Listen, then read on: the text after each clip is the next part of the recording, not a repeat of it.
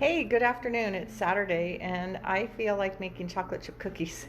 So we haven't eaten cookies in a really long time and we really don't eat sugar. But when you got a craving, you got a craving. My issue is I don't eat wheat or grains. So I went to Sprouts to try to look for an ingredient that I could use to cook with that would be in my regimen. And I made up my own chocolate chip cookie recipe and I wanted to share it with you. So today I'm actually going to just show you products and see if you guys want to go and make your cookies, and please let me know how they come out because I want to know how they are.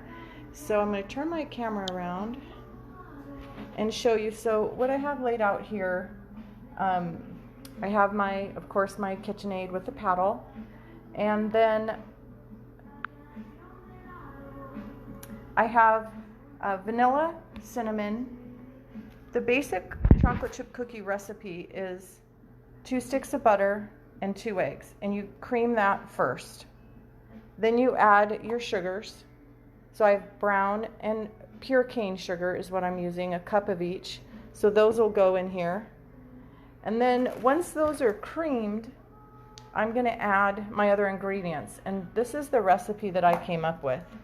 So there's 1 cup of rolled oats, 1 cup of almond flour,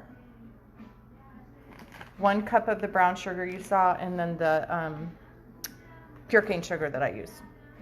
And then this is the cool product that I wanted to show you that I'm really enjoying. So it's a baking mix, and it's made out of cauliflower. It also has yeast in it, so you don't have to add a leavener to your mix. I had never seen it before. I was really surprised that it had it, and I was kind of thinking it was pretty cool.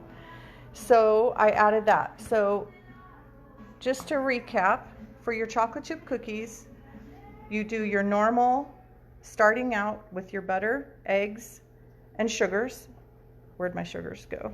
Over here. Cream that together. Add your vanilla, about a teaspoon of vanilla. I like cinnamon, so I put about a teaspoon of cinnamon in. You can see I like cinnamon, it's almost gone.